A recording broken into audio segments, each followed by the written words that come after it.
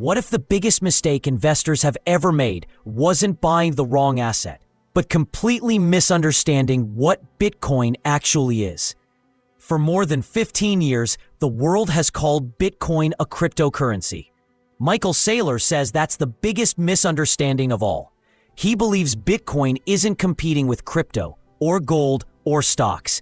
It's competing with something far bigger. And if he's right, the greatest transfer of wealth in modern history may have already begun, while almost everyone is still looking in the wrong direction. By the end of this video, you'll understand why Saylor believes Bitcoin could completely redefine capital itself, and why waiting for the next price move could be the mistake that leaves most investors behind.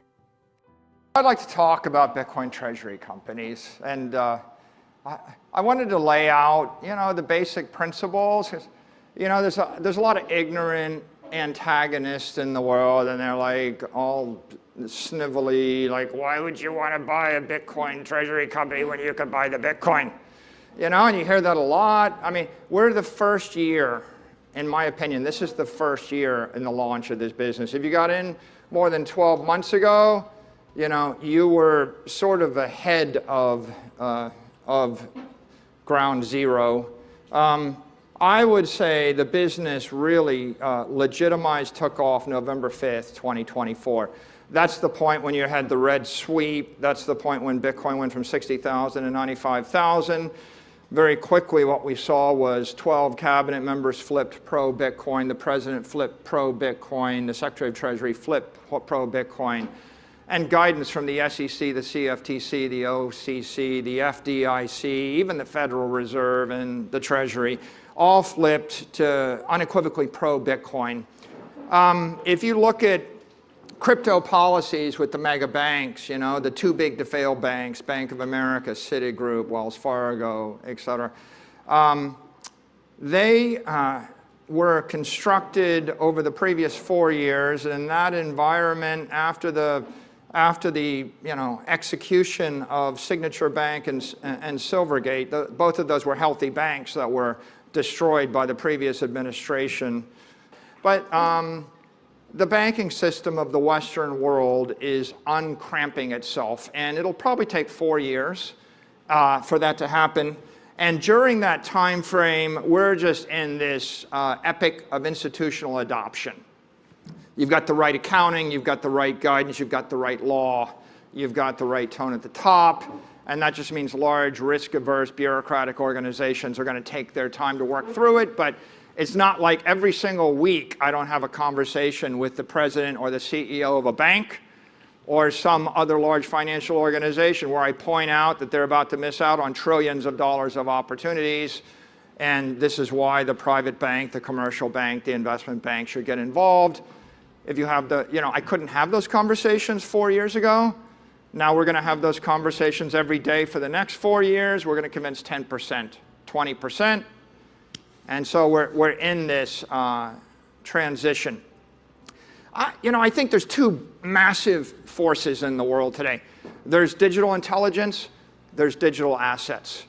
And if you look at financial institutions around the world, what's amusing to me is you've got financial institutions that embrace digital intelligence. Like my company, I sit down on a Saturday afternoon, I play with the AI, I design a security, I redesign the security, I design the security for the third time. The AI says it's never been done in the history of the world. I send it to the lawyers, they say it's never been done in the history of the world. I send it to the bankers, they say it's never been done in the history of the world. And then they come up with one little quibbling concern like, oh, there might be a fast pay issue and it's unsolvable. And then after 2-3 weeks of tradition, I go back to my AI and I say, is there a solution to the fast pay issue? And it says, yeah, make the liquidation preference floating. Okay, where's the floating liquidation preference come from in our prefs? It's because there's a fast pay issue in the prefs and you can't sell them above par without that floating liquidation preference. I could hire 10,000 lawyers and wait 10,000 years. I wouldn't get the answer. I got the answer in a few minutes from the AI because the AI has no prejudice. It has no inertia. Okay, that's a finance company that uses digital intelligence. What happens next is we print $6 billion of those. What happens without AI? We sell zero. Everyone says, well, what's the killer use case of AI? Well, maybe design a security and sell billions of dollars a month of it. That might, how many people do that? One. I'm sitting at a table with a lawyer that works for a mega multi-trillion-dollar financial organization. I said, you know, do you use AI? No, our legal department won't let us use AI for security concerns. They don't want us to put confidential information into the AI. Okay. You literally have a set of megacorps that won't use digital intelligence for security concerns, and they basically make everybody that works for the company slow and stupid. And then you have another set of companies that use AI, and those people are smart and fast. Now, if you take digital assets, it's the same thing. Those, you know, a different set of banks, you know, they're like, well, we don't touch digital assets, you know, because the government, because something happened 4 years ago. Well, they're, you know, what I would say is poor and weak.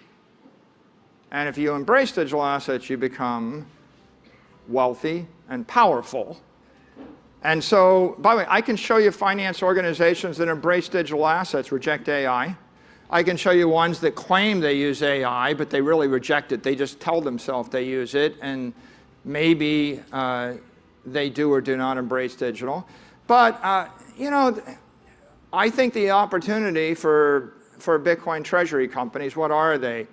You know, they're digital companies using digital capital, hopefully using digital intelligence to create digital securities, digital equities, digital credit instruments to sell into the digital economy.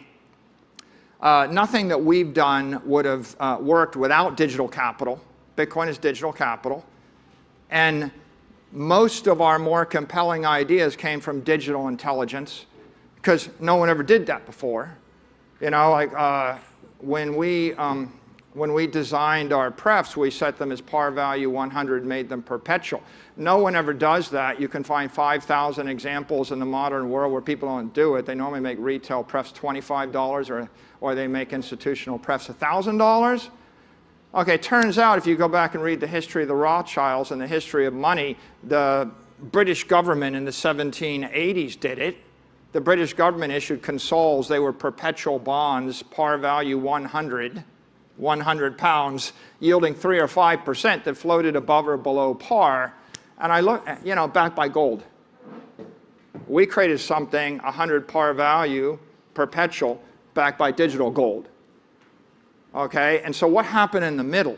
For 100 years, the world went backwards, and now we rederive these elegant instruments that, by the way, every French, Austrian, British, Spanish, Italian central banker, they used the same instruments 300 years ago. In fact, the entire world ran on gold-backed credit for 300 years or more. That was the currency system of the world until 1971, with varying degrees of collateralization. So we're in year one of reinventing the finance system, issuing digital securities and digital credit on digital capital, and we can do it into digital channels. And right now, there are digital channels like the NASDAQ or other standard securities markets, but in time, there'll be the crypto ecosystem, 24/7, 365, tokenized, self-custodied. You know, your securities will be self-custodied, your credit instruments will be self-custodied.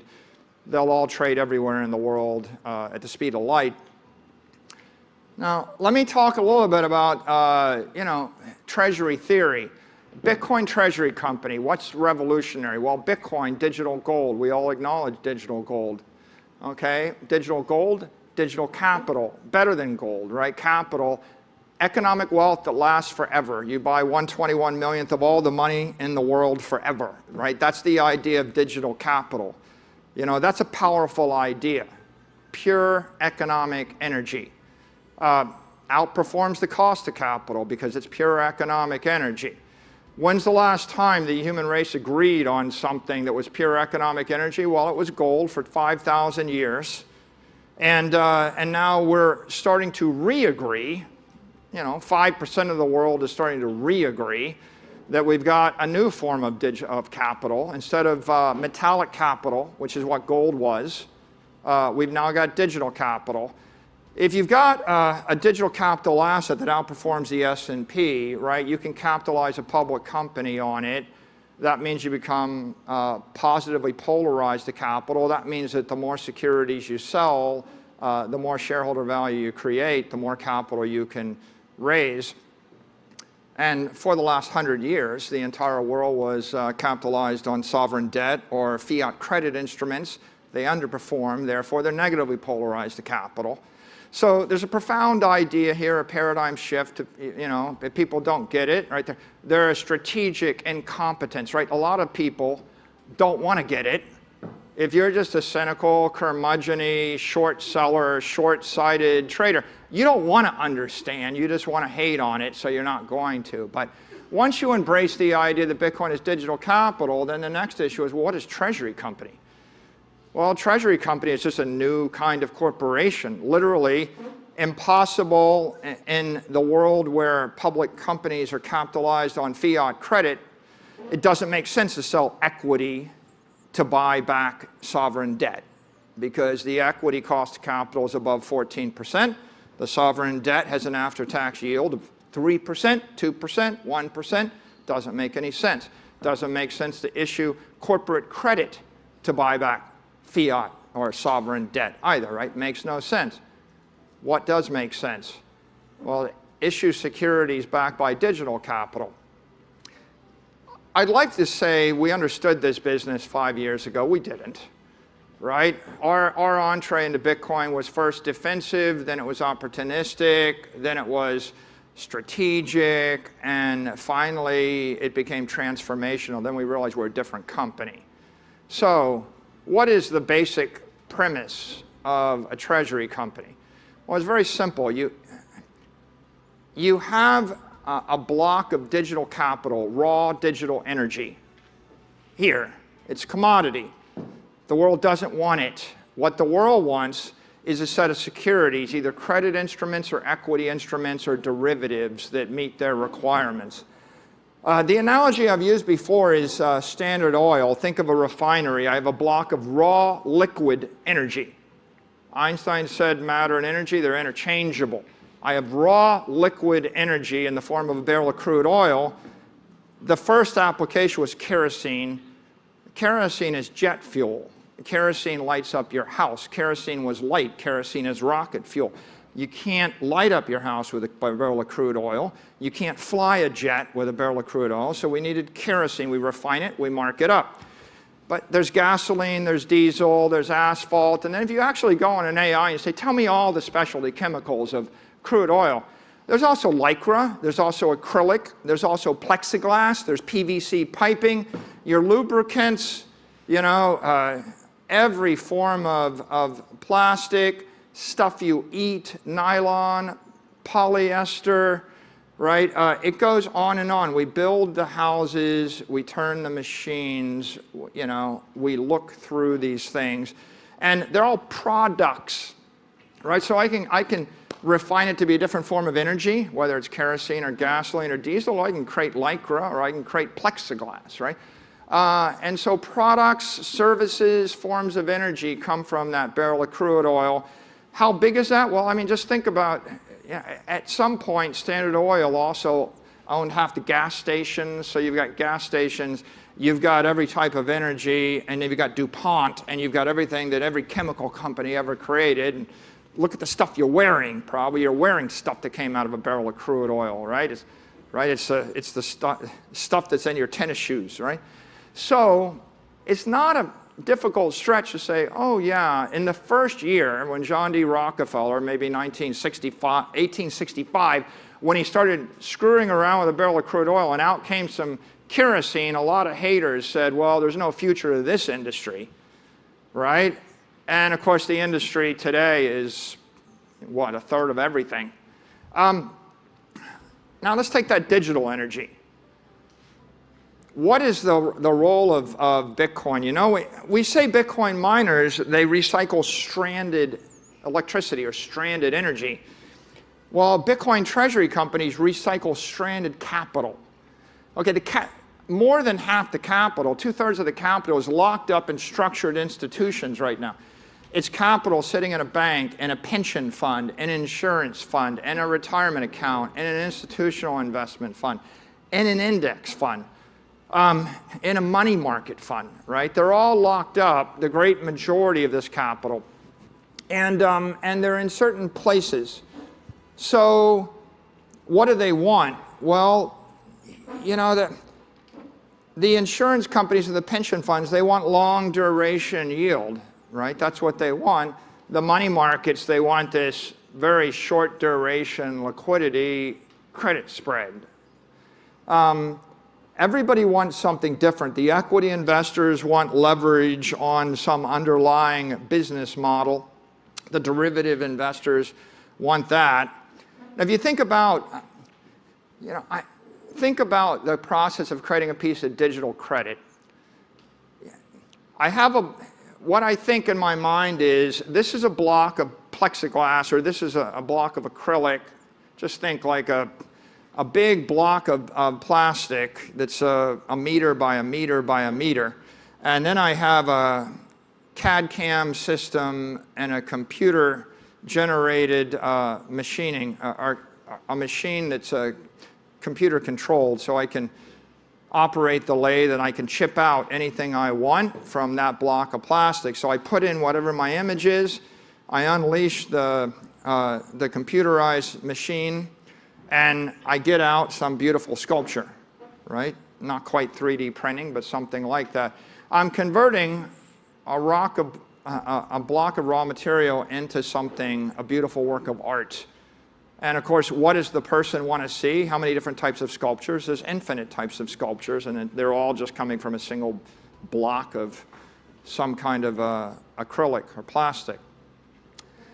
Now, I think about digital capital. It's like you have a bunch of digital capital. You have $1 billion of Bitcoin on your balance sheet. You can carve out any digital credit instrument you want, right? And credit instruments are varied. What's the degree of collateralization? Is it 10x over collateralized? What's the degree of liquidity? What's the credit guarantee? Can I get my money back in a year, in a decade, in a century? Is it perpetual? What kind of yield does it give me? What's the yield curve? Is it high duration yield? Here's the magic trick, right? You're a Japanese company. You want to create 5% yen, 5% yield in yen forever. How do I create that, right? Is there a market for that? Yes, there's like trillions of dollars of money markets in yen that get 50 basis points. So if I can carve out 500 basis points and I create this currency, I'm going to take the currency risk of the yen. I'm going to create this yield. I'm going to actually create duration forever. And what's the collateralization? Do you want 10 over collateralized, or 5 or 2? What kind of credit risk is going to be embedded in this instrument? I can actually sell you that instrument, and I can collateralize it 27-to-1. I can collateralize it 20-to-7-1 and give you a credit put, every 3 years, and I can completely change the nature of the credit. Or I can collateralize it 2-for-1. I can create sub-junk yield, right? And I can give you a different instrument. So when it comes to credit, you've got all sorts of investors. The Russians don't want US credit. The Chinese don't want US credit. The Japanese don't want US credit. The Canadians, the Europeans, they don't want to take credit, they don't take currency risk. So you can create a credit instrument, if you're a Bitcoin Treasury company, in any currency, with any degree of duration, with any degree of collateralization, with any degree of volatility. I talked to a guy probably richer than everybody in this room, and he's got a bit of Bitcoin, and someone says, well, why do you only have like 1-2% of your portfolio in Bitcoin? He says, well, frankly, I'm like something years old, and I can't handle the vol. Okay? 75-year-old, 80-year-old guy with a lot of money, he just doesn't want a 50 vol, 50 ARR instrument that you have to hold for, If you call it indefinite duration, in theory, it's 120 months. So if you're willing to hold this thing for 10 years, somewhere between 120 and 240 months, I'm pretty confident you get yourself like 30% a year ARR. But when you're 92 years old, who wants to actually hold something for the next 25 years? They don't want it. And so there are a lot of people, there are very wealthy pockets, and they can't stand the duration. They can't handle the volatility. Another example of people can't take the vol, corporate treasurer. You know, you've got a Bitcoin company, you believe in Bitcoin, but you got to make payroll and you need to make your rent. And so you have working capital. You know, conventional wisdom is keep 1 year of working capital into the currency that your liabilities are denominated in. That's your treasury. You're not going to put that in Bitcoin. You're going to put that in, right now you're going to put it in a money market, and in the US it'll give you about 3% after tax. But in Japan, it's going to give you 25 basis points after tax. In Switzerland, it's going to give you minus 50 basis points. The entire yield curve in Switzerland is negative out to 4 years. In Europe, it's going to be 200 basis points, maybe. So you've got how much? 30, 40, 50 trillion dollars tied up in treasury instruments and money markets and the like between Japan, Europe, Switzerland, Canada, the US. 30 trillion in the US alone. They can't stand the vol. They want you to strip the vol. They want you to strip the interest or the yield duration off the instrument. Just give them pure spread. So what is the closest thing to kerosene that we can produce in this industry? It's basically pure yield. Something like we created with Stretch, it's like if you can just strip away the current, you know, I live in Japan and I like the 400 basis point treasury, but I can't stand the US dollar risk. I can't stand the currency risk. Strip away the currency risk, strip away the duration risk, strip away the volatility, strip away the credit risk, give me liquidity, right? Serve it up to me in some sort of credit instrument. And, you know, what? Take MetaPlanet, they're sitting on billions of dollars of Bitcoin.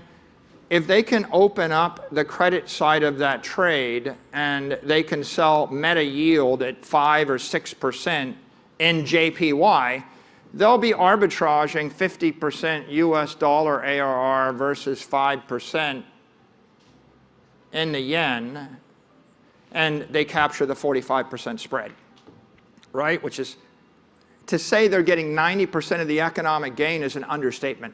They're getting 100% of the economic gain up front. They're getting 90% in the first increment, compounding exponentially.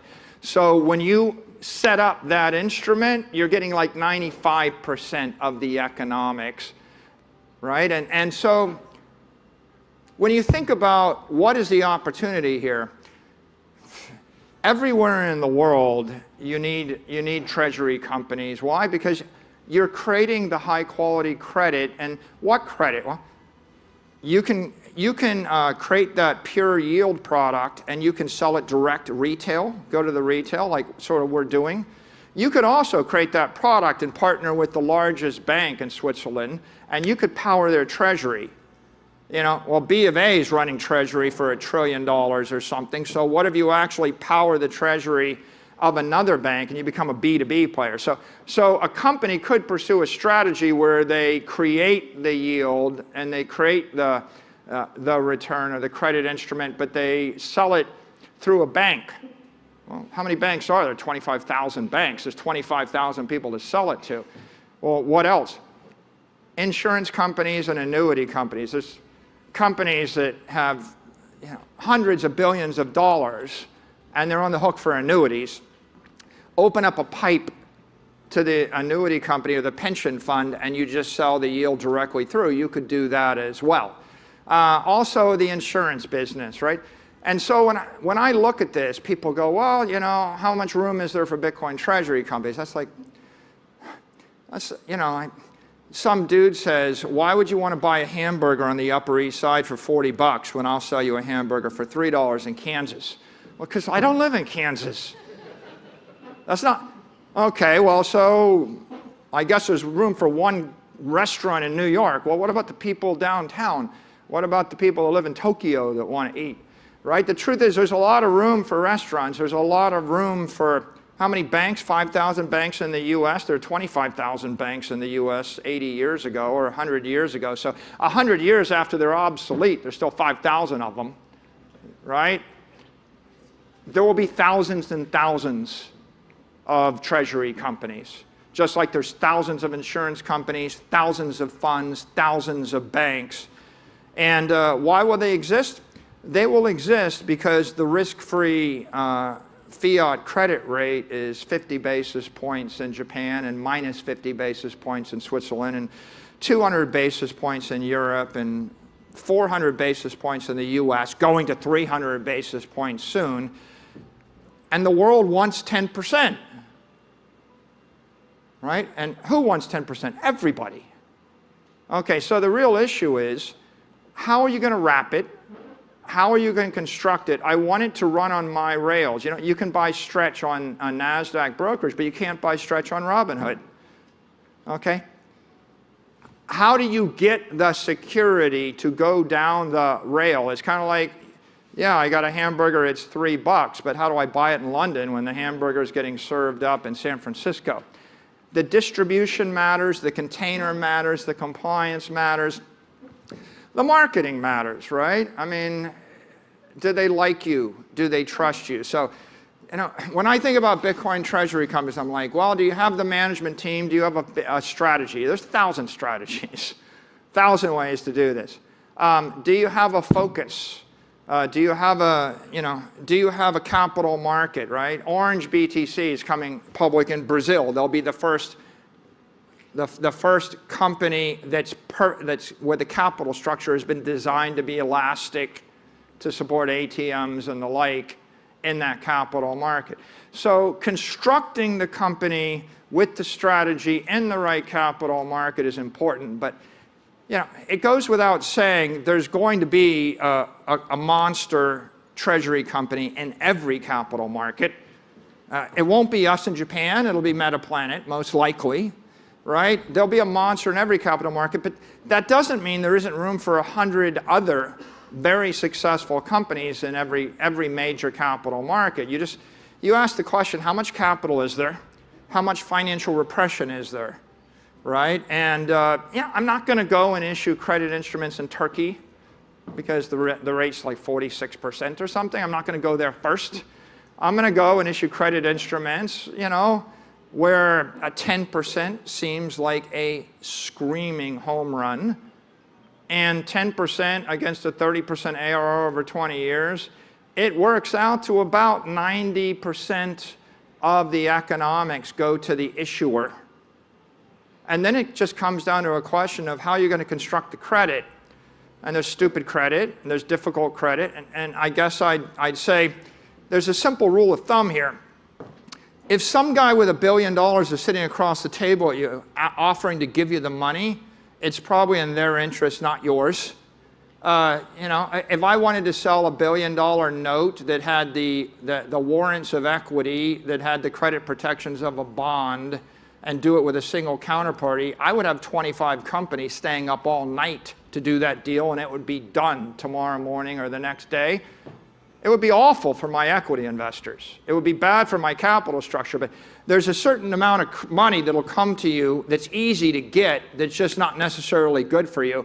And then there's the money that you have to work at, like I'm going to build a retail channel to 10 million retail customers and sell them a preferred instrument without the credit risk, which has got huge amplification for the equity. That's harder. It's hard to do the things that are they're going to create massive shareholder value for your company. It's easy to get big and do things that basically transfer your equity and your credit collateral to a investor.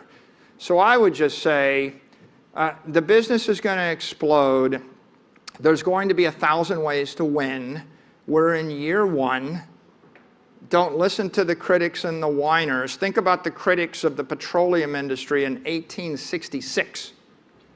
and put yourself in the place of the entrepreneurs and ask yourself, would you get dejected when the price of crude oil traded down 35% and people told you it's a crap business? Because that's exactly what happened to Rockefeller, and what distinguished him is he just always believed that it was going to work, and when everybody else was selling, he was buying, and when they were buying, he was buying, and when everybody was whining, he was building, and when everybody said, you know, in 1909 or whatever, when the entire industry was mature, right? That's when the automobile got invented, and it got 10 times bigger. So this thing is going to be big. There's no reason that credit, digital credit, you know, the credit on gold became bigger than the gold supply. The digital credit may be bigger than the Bitcoin network. If Bitcoin goes to 100 trillion or 200 trillion, there could be 200 trillion of credit on top of it. You know, you may not want to issue it. That's up to you. Someone will want to buy it. You know, and that is the future that the market will determine. And the market is 100 industries, 100 capital markets. And your job as a Bitcoin Treasury company, solve the problem, solve the compliance problem, solve the tax problem, solve the issuance problem, solve the credit problem, do the marketing, do the product design, solve the distribution problem, evangelize the future of digital capital and digital credit, and roll with the punches. Right? Don't get liquidated on volatility. You know, build the most robust structure you can. But otherwise, we are all, you know, if the Bitcoin miners are the first line of electric defense or computational defense of the Bitcoin network, Bitcoin Treasury companies are the first line of economic defense. They're the ones that are going to spread the entire ideology of digital capital, of perfect money. You know, the guys that say, fix the money, fix the world, that's all well and good. But the truth of the matter is you didn't have to envisage that everything else disappears except perfect money. It's not going to happen. So a better thing to be thinking is, if I'm going to fix the money and fix the world, I need to fix the equity, fix the funds, fix the banks, fix the money markets. I need to fix the credit instruments. I need to fix the currencies. I need to fix the policies, fix the politics, fix the ideologies, fix the attitudes, fix the distribution, fix the technology. That's not happening just via tweeting. That's going to be a company in Japan, in Switzerland, in the UK, in the US, in Nigeria, in Brazil.